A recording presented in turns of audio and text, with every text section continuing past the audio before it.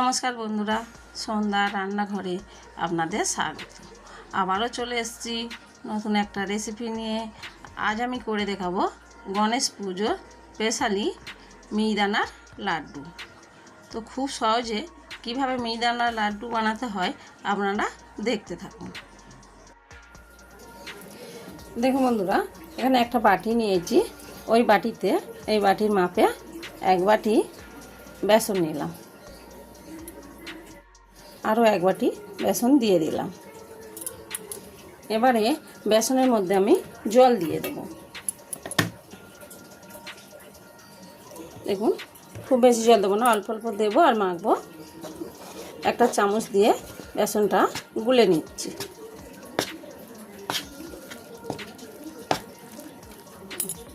আরও একটু জল লাগবে।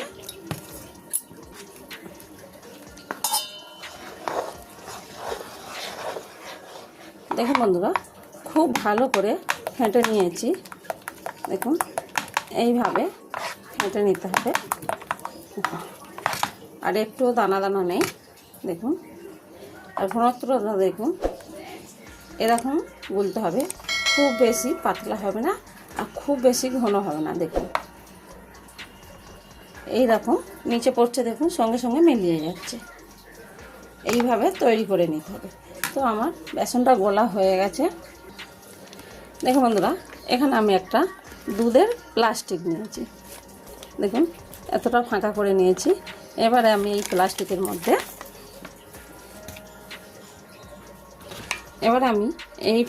মধ্যে আমি এই কাঁপাটা দিয়ে দিচ্ছি।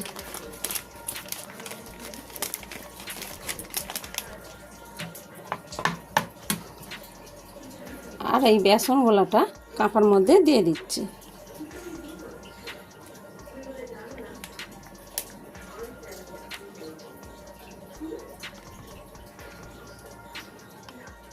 দেখুন বন্ধুরা, সব বেসনগুলো ঢেলে নিয়েছি। এবারে কাঁপাটা আমি তুলে নিলাম। এবার এই মুখটাকে এইভাবে একসাথে ধরে এই গার্ডারের সাহায্যে এইভাবে এটাকে ভালো করে আমি গার্ডার দিয়ে বেঁধে নেব। খুব ভালো করে গার্ডারটা লাগিয়ে নিয়েছি। এবারে এই কোণটা আমি অল্প একটু কেটে দেবো এই কাঁচি দিয়ে।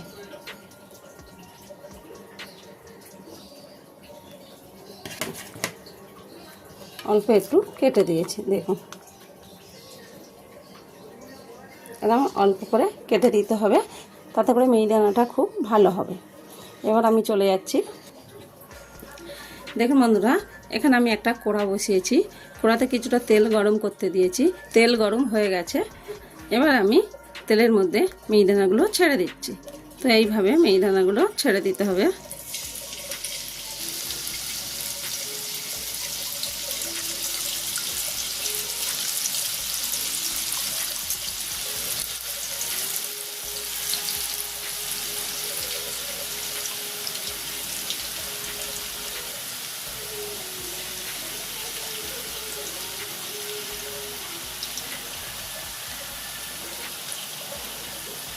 তো দেখুন, এইভাবে মিহিদানাগুলো ছেড়ে দিয়েছি।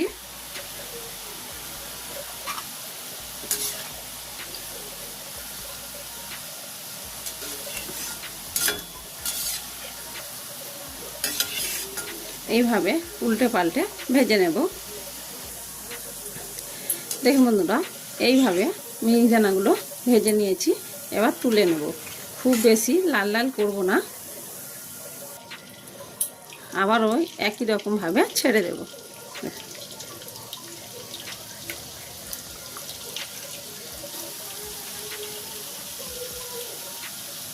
ভেজে উল্টে পাল্টে ভেজে নেব। দেখুন বন্ধুরা, ভাজা হয়ে গেছে, তুলে নিচ্ছি। দেখুন কত সুন্দর হয়েছে। দেখুন, এটা আমি এই ছাঁকনির মধ্যে দিয়ে তেলটাকে ছেঁকে নেব। দেখুন বন্ধুরা, খুব ভালো করে তেল থেকে ছেঁকে নিয়েছি। এবার আমি এখানে একটা প্লেট নিয়েছি, প্লেটের মধ্যে ঢেলে নিচ্ছি। দেখুন কত সুন্দর হয়েছে। দেখুন, ছোট ছোট মিহিদানা এইভাবে সবগুলো ভেজে নেব। দেখুন বন্ধুরা, সব মিহিদানাগুলো ভাজা হয়ে গেছে। দেখুন কত সুন্দর লাগছে। দেখুন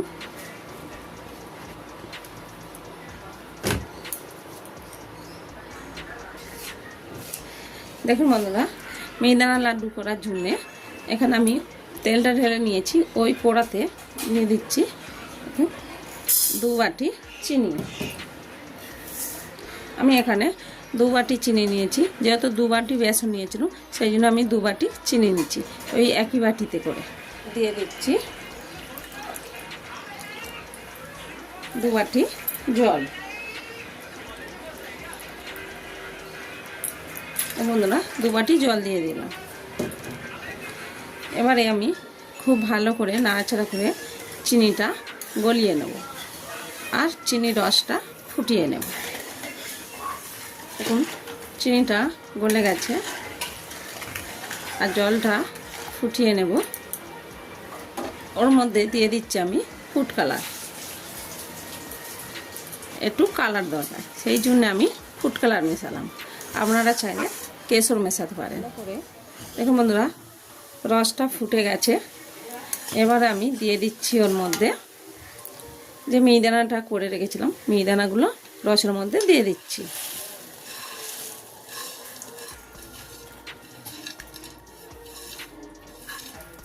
সবগুলো দেয়া হয়ে গেছে এবং এবারে ভালো করে নেড়ে নিচ্ছি। গ্যাসটা কিন্তু কমিয়ে দিয়ে করবেন, তাতে করে ভালো হবে। আর না হলে তাড়াতাড়ি কিন্তু চিনির রসটা শুকিয়ে যাবে আর মিহিদানাগুলো শক্ত থেকে যাবে। তাতে করে ভালোভাবে পাক দেওয়া যাবে না। আর আমি 2 বাটি চিনি দিলাম, আপনারা চাইলে কম বেশি চিনি দিতে পারেন।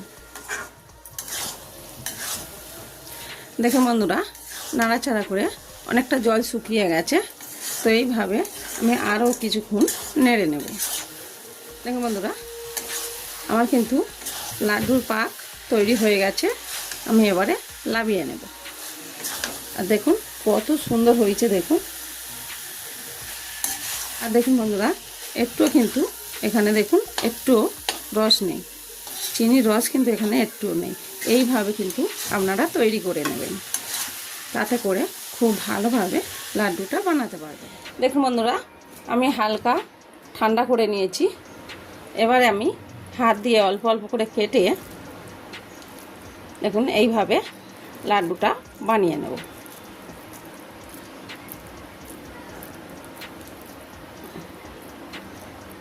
এইভাবে খুব সহজে লাড্ডু বানানো যায়। দেখুন কত সুন্দর লাগছে। দেখুন,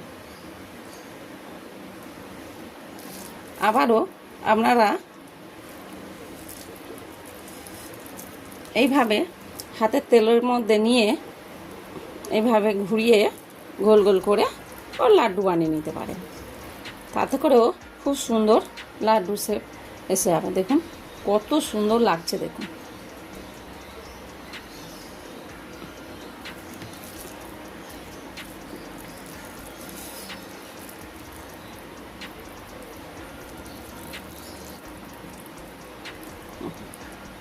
এইভাবে আমি সবগুলো বানিয়ে নেব।